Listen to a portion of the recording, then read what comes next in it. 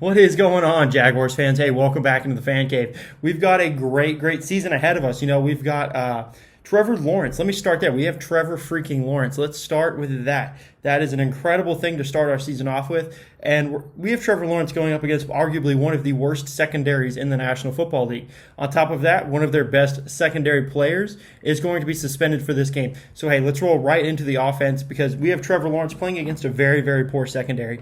We saw against Dallas whenever he was playing against mostly backups and subpar competition that we saw that he was able to move the ball very efficiently. That bodes very well for the Jacksonville Jaguars as a whole because we can see Trevor making good connections to Marvin Jones. DJ Chark will be making his first game appearance with Trevor Lawrence. I'm very excited for that.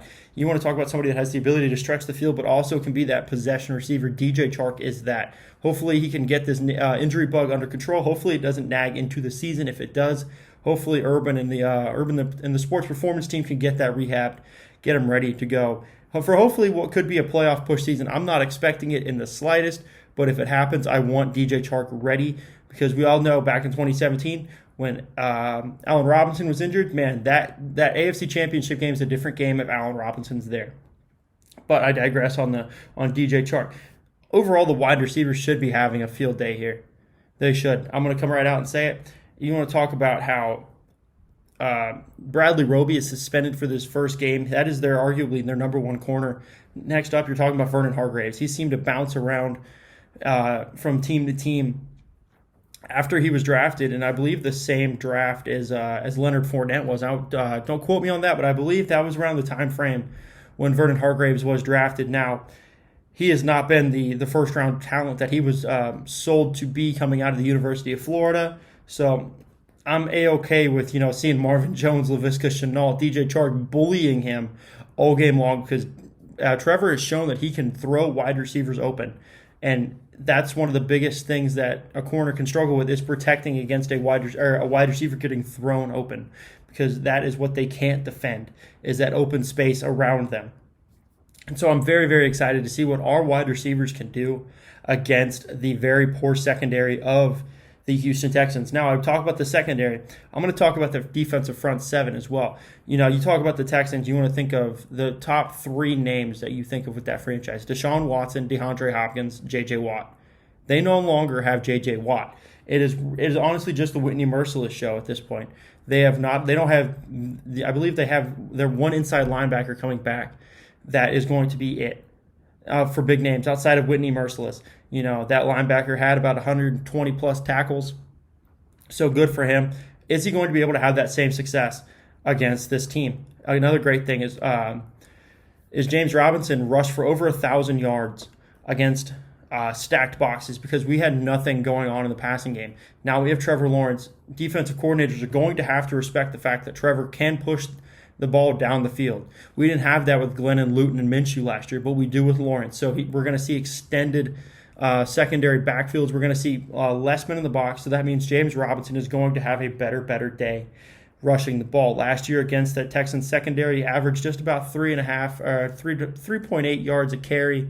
You take away J.J. Watt out of that equation, and hopefully we can see a better run per carry average coming out of James Robinson, who, like I said, rushed for 1,000 yards last year against stacked boxes. You want to think back to 2011, Maurice Jones-Drew, rushing leader in the league. Same thing. He was rushing against stacked boxes. You take away 1 to 2 men out of that box, and it completely changes the game. So I expect James Robinson to also have a very big day in Houston, Texas, but not as big as those wide receivers because, like I said, that secondary is demolished. They don't have really anyone outside of Vernon Hargreaves, and if the best you've got is Vernon Hargreaves against Trevor Lawrence and the wide receivers we have, I'm taking Trevor Lawrence and the receivers all day long. You could give me, the least of the three. You could give me Laviska Shenault against Vernon Hargreaves, and I'm taking Trevor and Viska over whoever they put against them. I'm going to say that right now. So, with that being said, let's jump right into the defense. So, one of the big things the Jaguars have shown throughout the preseason is that they have struggled to get after the quarterback. I believe that whenever the Jaguars are in Houston, Texas this week, they'll have an ability to show that they can get after the quarterback because there's an NFL or an offensive line scout. He's on Twitter. You can check him out at Brandon Thorne NFL. He actually ranked the Texans' offensive line 29th overall in the National Football League. If Josh Allen and Caleb Von Chason can have the success they're expected to have against a very subpar Houston Texans offensive line that he has shown that Brandon Thorne is recommending that they're going to have and be, I think we're going to have a great day in Houston, Texas with the entire front seven harassing. I believe it's Tyrod Taylor, who, by the way, does not scare me in the slightest bit. Tyrod Taylor it's going to be the same Tyrod Taylor we saw back in 2017 with in the wild card game. The only difference is he's not going to have that playoff caliber team that he had with the Buffalo Bills. He's going to have the 4-12 Houston Texans that didn't get a first round pick because they traded it away for Laramie Tunsil. So you're going to have, let's be honest, Laramie Tunsil is the only thing that offensive line has as well. But Tyrod Taylor does not have any weapons, any talent outside of Brandon Cooks, who you can put Shaquille Griffin or you can put Griffin on Cooks. And then, guess what? You kind of shadow him with Rashawn Jenkins, and you completely take Brandon Cooks out of the game. And now all they have left is that running back by committee, because David Culley came out and said that they're going to be using a running back by committee-led offensive scheme for their running attack. That doesn't scare me at all. If you don't have the faith in one running back to announce them as the starter, I'm not going to be afraid of your running back room. I don't know if this is a ploy by David Culley to make people think that we should, we have to game plan for their litany of running backs, whether it's Burkhead, Lindsey, Ingram. They signed so many dang free agents. I don't even know who they have anymore. But, I believe they have 4 to 5, C-plus running backs at this point in their careers. So I'm not too afraid with their running attack either. I think the defense has shown that they can be a very, very good run-stopping defense.